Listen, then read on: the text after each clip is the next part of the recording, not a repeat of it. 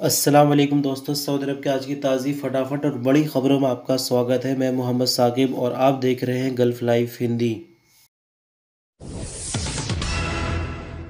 Saudi अरब की minister of information and broadcasting Majid Al Qasbi ने कहा कि ministry of health and ministry of हज एंड उम्रा के मिनिस्टर कोरोना वायरस के फैलाव के कारण आए चैलेंजों की रोशनी में आने वाले चंद दिनों के दौरान इस साल हज का तरीका बताएंगे।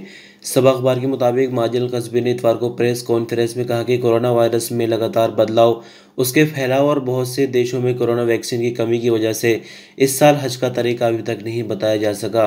उन्होंने कहा कि इस साल हज का तरीका अभी तक न बताए जाने के और भी कई कारण हैं, लेकिन सबसे जो ज़रूरी वजह है वो कोरोना वायरस में लगातार बदलाव और वैक्सीन की कमी है। माजिद अल कस्बी ने कहा कि सऊदी अरब की कोशिश ये है कि हज की जगह सऊदी अरब के अंदर और मुस्लिम दुनिया में कोरोना वायरस के फैलाव का कारण न बने, इसलिए एहतियात की जा रही है।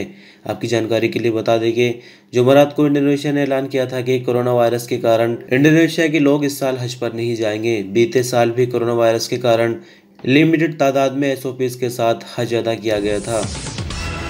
अरब ज्वाइंट फोर्स ने सऊदी अरब के शहर खमीस मुशैद पर हमले के लिए भेजे गए यमन से हौसियों के ड्रोन को रास्ते में रोककर नाकाम बना दिया। अरब न्यूज़ ने सरकारी टीवी अल अखबारिया की रिपोर्ट का हवाला देते हुए कहा कि ड्रोन को शनिवार की देर रात गिराया गया। अरब ज्वाइंट फोर्स ने अपने बयान में कहा कि हौसियों की तरफ से आम शहरियों को लगातार निशाना बनाया जा रहा है और हम इसको रोकने की हर कोशिश कर रहे हैं। अरब ज्वाइंट फोर्स के कमांड सेंटर ने कहा कि बारूद और केमिकल से भरा हुआ ड्रोन हौसी यमन की सरहद से सऊदी शहर खमीस मुशैद को निशाना बनाना चाह रहे थे, जिसको एयर डिफेंस सिस्टम ने हवा में ही नाकाम बना दिया। यानी इस बार भी इस हमले से किसी तरह के जानी या माली नुकसान सऊदी अरब को नहीं हुआ है।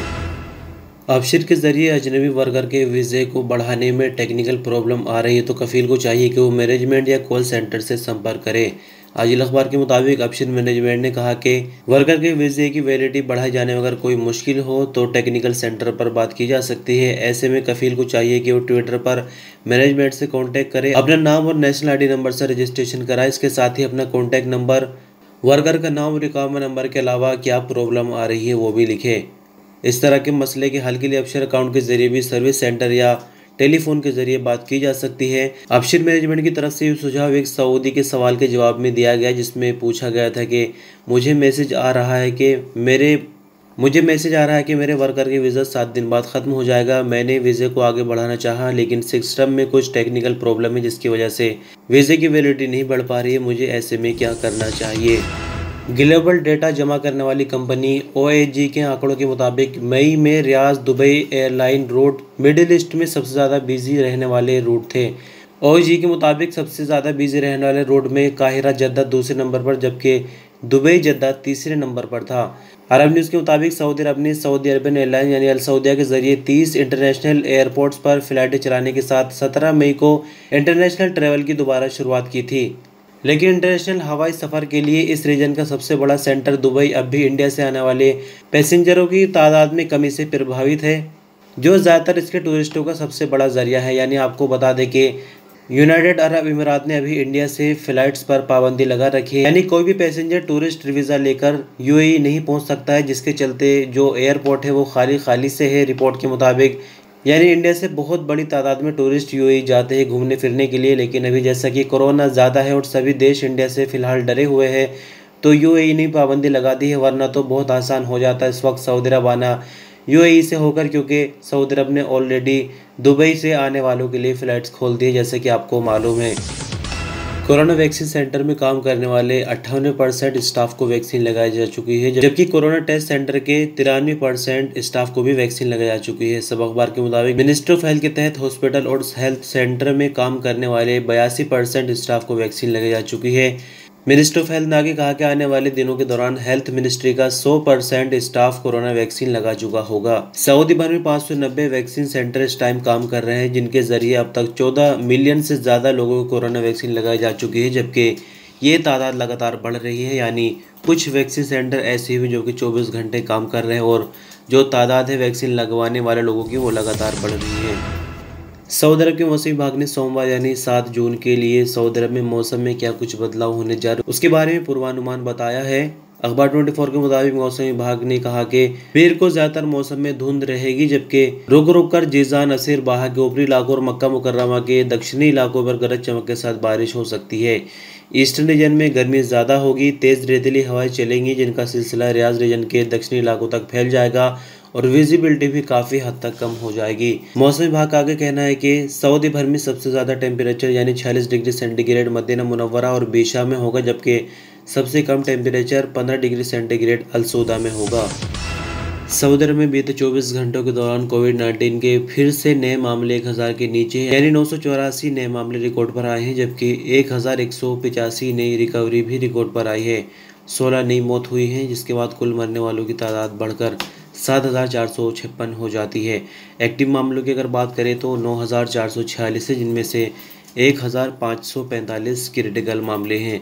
सऊदी अरब में अब तक कुल मामले 4,57,546 हो चुके हैं, जिनमें से 4,40,644 लोग कोरोना से ठीक होकर अपने घरों को जा चुके हैं। सऊदी अरब के ईस्टर्न रीजन में मिनिस्टर ऑफ ट्रांसपोर्ट ने किंग खालिद रोड के अल सकबा पुल को सोमवार से बुध तक बंद करने का ऐलान कर दिया है। अखबार 24 के मुताबिक मिनिस्टर ऑफ ट्रांसपोर्ट का कहना है कि अल सकबा पुल पर ज़रूरी मेंटेनेंस का काम हो रहा है, इस वजह से इसे टेम्परेरी बंद करना पड़ा है। मिनिस्टर ऑफ ट्रांसपोर्ट ने आगे कहा कि ड्राइवर एयरबेस पुल और इस्कॉन और अल खुबर पुल पर बदले हुए रास्ते के तौर पर इस्तेमाल करके अपनी मंजिल तक जा सकते हैं। सऊदी अरब में रियाज पुलिस ने राजधानी के एक मशहूर मॉल में ग्रुप में झगड़ा करने वाले लोगों को हिरासत में ले लिया है। सऊदी अरब की सरकारी न्यूज़ एजेंसी एसपीए के मुताबिक पुलिस प्रवक्ता मेजर खालिद अल क्रेदिस ने बताया कि 20 साल के सऊदी शहरी और 2 औरतों के बीच झगड़ा हुआ। पुलिस ने झगड़ा करने वालों को गिरफ्तार करके कानूनी कार्रवाई शुरू कर दी है। दूसरी तरफ रियाज पुलिस ने झगड़े के दौरान कोरोना एसओपीज को वायलेट करने पर 13 और लोगों को गिरफ्तार किया है। इन्हें कानूनी कार्रवाई के लिए पब्लिक प्रोसिक्यूशन के हवाले कर दिया गया।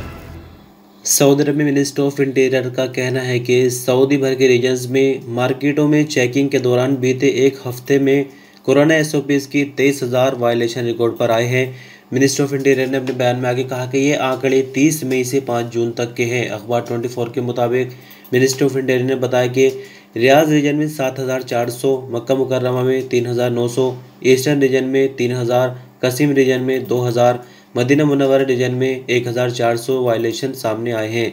बयान में आगे कहा गया है कि अलजौफ में 1,000, तबूक में 952, नॉर्दर्न बॉर्डर रीजन में 904, बाहर रीजन में 459, हाइल रीजन में 454, जाजान रीजन में 443, असीर रीजन में 380 और नजरान रीजन में 199 वायलेशन रिकॉर्ड किए गए हैं। मिनिस्ट्री ऑफ इंटीरियर ने सभी सऊदी शहरियों, यहाँ रहने वाले अजनबियों से एक बार फिर से अपील की है कि वो कोरोना एसओपीज की पाबंदी जारी रखें।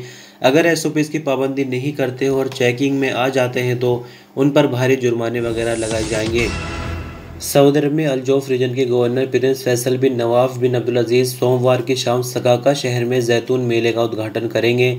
सबक न्यूज़ के मुताबिक जैतून मेले में सऊदी अरब के साथ साथ बाहर देशों से 68 कारोबारी भी आएंगे जो अपने प्रोडक्ट के बारे में इस मेले में लोगों को बताएंगे। जैतून के मेले में न सिर्फ जैतून की अलग अलग किस्में बल्कि इसके तेल के स्टॉल भी लगाए जाएंगे। साथ ही लोगों के एंटरटेनमेंट के लिए भी कुछ इंतजाम किए गए हैं। मेला खत्म होने से पहले सभी के बीच एक कंपटीशन भी कराया जाएगा, यानी जिस तरह से रेस वगैरह होती है इसी तरह से कोई तरीका होगा जैतून के तेल को नापने के लिए कि कौन सा तेल ज़्यादा शुद्ध है यानी खरा कौन सा है। तो इस तरह से एक कंपटीशन भी यहाँ कराया जाएगा और मुकाबला जीतने वालों को गवर्नर की तरफ से अवार्ड दिया जाएगा। तो दोस्तों इस तरह से बस खबरों का सिलसिला यही ख़त्म हो जाता है। वीडियो पर अंत तक बने रहे, बहुत बहुत शुक्रिया। हो सके तो एक छोटा सा लाइक देकर हमारी मेहनत को कामयाब बनाए और चाहे तो इस वीडियो को ज़्यादा से ज़्यादा शेयर कर सकते हैं। चैनल पर हमारे नए हैं तो सब्सक्राइब करके बेल बटन दबाकर ऑल पर भी क्लिक करें ताकि इसी तरह की इन्फॉर्मेटिव वीडियोज़ आप तक रोज़ाना पहुँचती रहे। बहुत बहुत शुक्रिया वीडियो पर अंत तक बने रहने के। अपना ख्याल रखिएगा। अल्लाह हाफिज़।